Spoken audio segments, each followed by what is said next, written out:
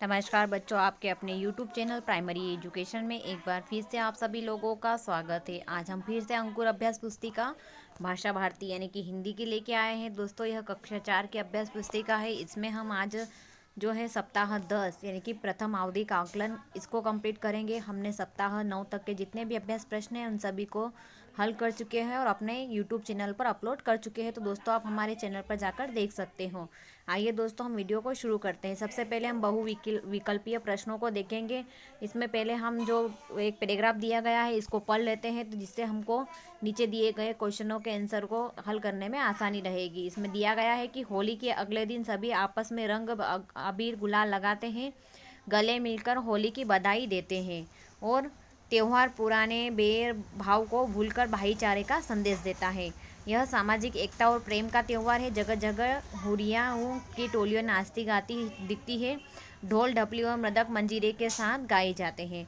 होली के गीत कानों को बहुत मधुर लगते हैं। बच्चे पिचकारियों से एक दूसरे पर रंग डालते हैं। इसमें पहला क्वेश्चन दिया गया है कि रंग अबीर गुलाल लगाने का त्यौहार कौन सा है। तो दिवाली है, रक्षाबंधन है, क्रिसमस है या होली है। तो उत्तर आ जाएगा ऑप्शन नंबर बी, होली। प्रश्न नंबर दूसरा है, होली का त्यौहार हमें संदेश देता है। क्या संदेश देता है। अ है भाईचारे का, ब है देशभक्ति का, स है परिश्रम का, द है सड़क सुरक्षा का। तो होली में क्या करते हैं, आपस में एक दूसरे को रंग लगाते हैं, यानी कि ये भाईचारे का त्यौहार है। तो क्या आ जाएगा उत्तर ऑप्शन नंबर अ, भाईचारे का त्यौहार है।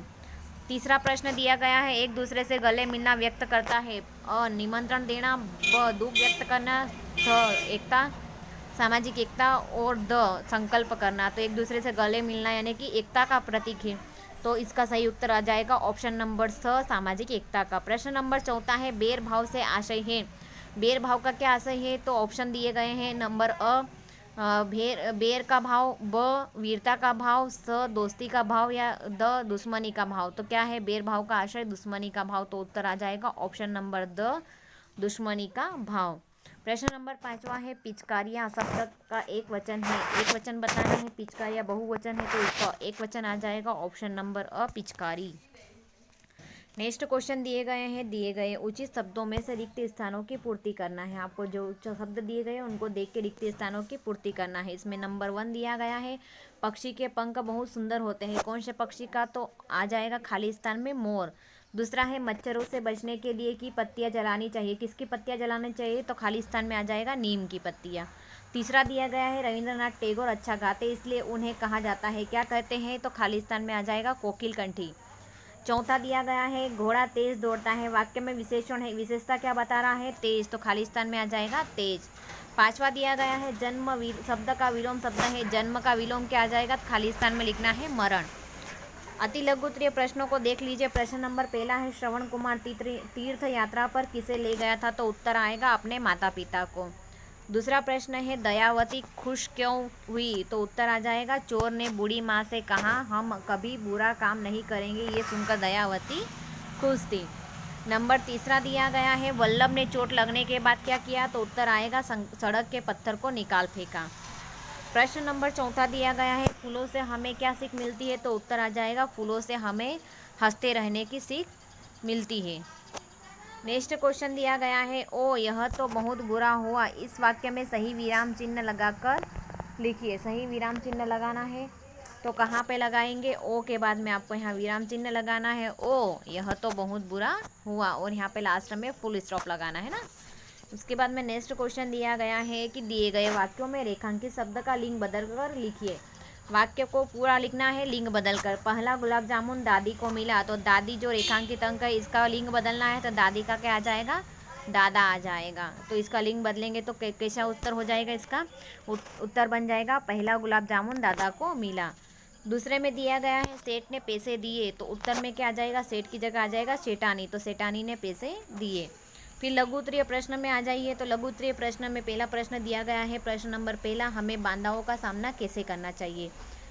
तो उत्तर आ जाएगा, हमें निडर होकर बिना डरे साहस के साथ बाधाओं का सामना करना चाहिए। प्रश्न नंबर दूसरा दिया गया है, राखी के त्यौहार को रक्षाबंधन क्यों कहते हैं। तो उत्तर आ जाएगा, भाई अपनी बहन को जीवन भर रक्षा का वचन देता है इसलिए राखी के त्यौहार को रक्षाबंधन कहते हैं। प्रश्न नंबर 3 दिया गया है, कबूतर जाल को कटवाने हेतु चूहे के अलावा और किसके पास जा सकते थे? तो उत्तर आ जाएगा, कबूतर जाल को कटवाने हेतु चूहे के अलावा गिलहरी के पास जा सकते थे। नेक्स्ट क्वेश्चन दिया गया है प्रश्न नंबर 4, प्रार्थना कविता में कवि किन किन को अपना सगा माना है? तो उत्तर आ जाएगा, प्रार्थना कविता में कवि ने मातृभूमि, प्रकृति, पुरुष एवं पशुओं को अपना सगा माना है।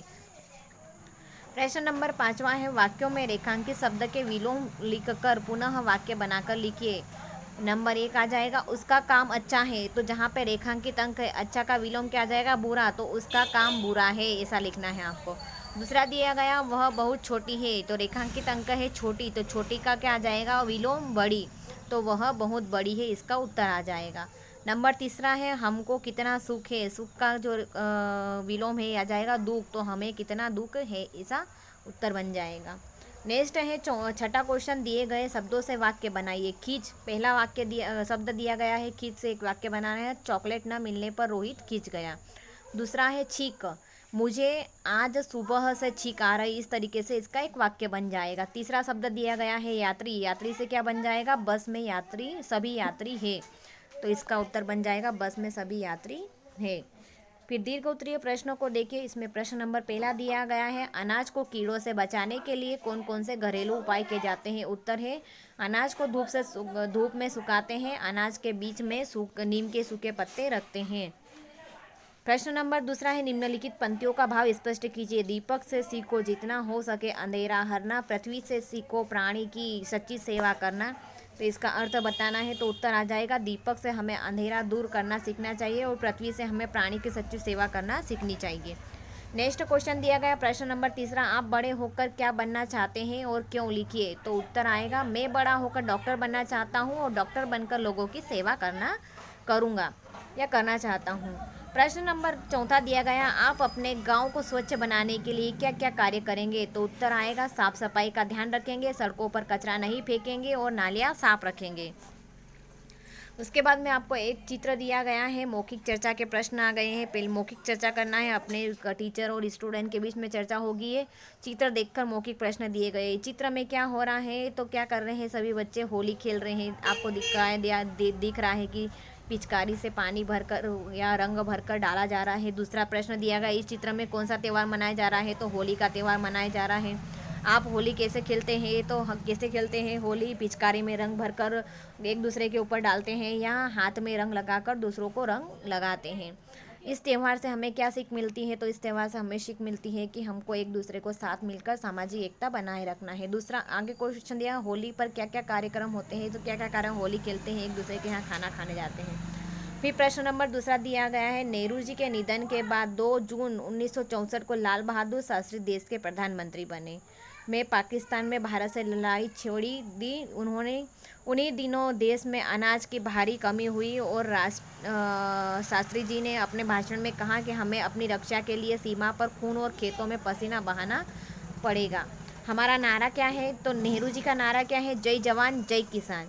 उसके बाद में आपको एक नेक्स्ट क्वेश्चन दिया गया है, पाठ्यांश को पढ़वाइए और प्रतिदिन शब्द संख्या के आधार पर दिए गए विकल्प पर सही चिन्ह लगाइए। 30 से 40 शब्द, 20 से 29 शब्द, इस तरीके से आपको ये अपने टीचर के साथ में वार्तालाप करना है, यानी कि चर्चा करना है और इसके प्रश्नों कितना पढ़ा है आपने उस हिसाब से यहाँ पे शब्द बताना है। फिर दूसरा प्रश्न दिया, पढ़े गए अंश से प्रश्नों के उत्तर लिखिए। तो क्या पढ़ा आपने, उसके अंश के अनुसार प्रश्न के उत्तर लिखना है। लाल बहादुर शास्त्री देश के प्रधानमंत्री कब बने? लाल बहादुर शास्त्री देश के प्रधानमंत्री कब बने? तो इसका उत्तर आपको यहाँ पे देखना है, कब बने थे प्रधानमंत्री। तो सन यहाँ पे दिया गया है आपको, इस तरीके से यहाँ पे इस सन को देख के यहाँ पे उत्तर लिखना है। और उसके बाद में नेक्स्ट क्वेश्चन दिया गया, 1965 की भारत की लड़ाई किस देश से हुई थी? तो 1965 में भारत की ये यहाँ पे दिया गया, सॉरी, कब बने थे? तो 2 जून 1964 को लाल बहादुर शास्त्री देश के प्रधानमंत्री बने। पहले प्रश्न का उत्तर। दूसरा प्रश्न है, 1965 में भारत की लड़ाई किस देश से हुई थी? तो भारत की लड़ाई कौन से देश से हुई थी? तो पाकिस्तान ने भारत से लड़ाई छोड़ी थी 1965 में। तो किस देश से हुई थी भारत की लड़ाई? पाकिस्तान से। तो यहाँ दूसरे प्रश्न में उत्तर लिखना है पाकिस्तान से। तीसरा है, जय जवान जय किसान नारा किस महानेता ने दिया है? तो लाल बहादुर शास्त्री ने दिया था। चौथा प्रश्न है, देश में अनाज की भारी कमी कब हुई थी? तो कब हुई थी? जब देश में युद्ध छेड़ दी थी तब भारी अनाज की कमी हुई थी सन 1965 में, है ना। उसके बाद में नेक्स्ट क्वेश्चन दिया है, शास्त्री जी ने अपने भाषण में क्या कहा था। शास्त्री जी ने अपने भाषण में क्या कहा था कि हमें अपने देश की रक्षा के लिए सीमा पर खून और खेतों में पसीना बहाना पड़ेगा, ऐसा बोला था लाल बहादुर शास्त्री ने। नेक्स्ट क्वेश्चन है, निधन शब्द का क्या अर्थ है। निधन यानी कि जिसके पास धन नहीं हो, तो बिना धन वाले को क्या कहा जाता है, निधन। उसके बाद में 7वां क्वेश्चन है, हमारे देश के प्रथम प्रधानमंत्री कौन थे। तो देश के प्रथम प्रधानमंत्री लाल बहादुर शास्त्री जी थे। कौन थे, आप भी सोच के बताइएगा कौन थे देश के पहले प्रधानमंत्री। खेतों में पसीना बहाने से क्या मतलब है कि खेतों में पसीना बहाने से मतलब है कि हमको जी जान से मेहनत करनी पड़ेगी, जी तोड़कर मेहनत करनी पड़ेगी। नेक्स्ट क्वेश्चन है 9वां क्वेश्चन, लाल बहादुर शास्त्री जी को शास्त्री जी क्यों कहा जाता है। आप अपने बच्चों से या अपने टीचर एक दूसरे से चर्चा करके बताना है कि लाल बहादुर शास्त्री को शास्त्री जी क्यों कहा जाता है। उसके बाद में नेक्स्ट क्वेश्चन दिया गया है, देश की रक्षा के लिए सीमा पर कौन लड़ाई करते हैं। तो सैनिक लड़ाई करते हैं, बताना इस तरीके से। फिर नेक्स्ट क्वेश्चन दिया गया, अपनी पाठ्य पुस्तक भाषा भारती से कविता की 4 पंक्तियाँ सुनाना है। कोई सी भी कविता, जैसे फूलों से नित हंसना सीखो, भौरों से नित गाना, झुकी डालियों से सीखो हंसना और हंसाना, इस तरीके से जो कविता है उस कविता की 4 पंक्तियाँ सुनाइए। सुनाई गई कविता का सरल अर्थ भी अपने शब्दों में बताना है। उसके बाद में पठित प्रश्न आ गए हैं, वापस इनकी जो प्रश्न दिए गए हैं इनकी मौखिक चर्चा करना है। प्रश्न नंबर पहला दिया गया है, प्रार्थना कविता में कवि प्रभु का अवतार क्यों मान रहा है। दूसरा प्रश्न दिया गया है, कविता लिखने की प्रेरणा रविंद्रनाथ को कहाँ से मिली थी। तीसरा है, जीवन पथ में आगे बढ़ना किससे सीखना चाहेंगे। चौथा है, बुआ और माँ ताऊ जी के यहाँ चले जाने पर रम्मू ने क्या किया था। गुलाब जामुन खाने के लिए उन्होंने डिब्बे ढूंढे थे, ये तो आपको पता ही है। रविंद्रनाथ को नोबेल पुरस्कार क्यों मिला है। इस तरीके से जो प्रश्न दिए गए हैं इनको क्या करना है, मौखिक चर्चा पे चर्चा करना है। तो अपने टीचर जो है अपने बच्चों से पूछेंगे कि यह जो प्रश्न दिए गए हैं इनको प्रश्नों को पूछना है, तो बच्चे इसके उत्तर देंगे। किसी एक विषय पर स्वतंत्र अभिव्यक्ति करना है, तो एक विषय पे बताना है कि अगर आप मोर होते तो क्या करते। तो मोर होते तो क्या करते, आप नाचते, अपने पंख को फैलाते, मन मोह लेते सभी का।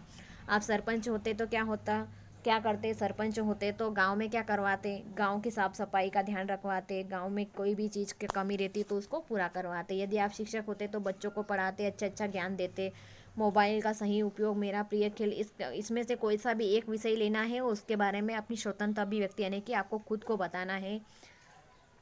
इस तरीके से यह जो हमारा आवधिक आकलन है यह कंप्लीट होता है दोस्तों।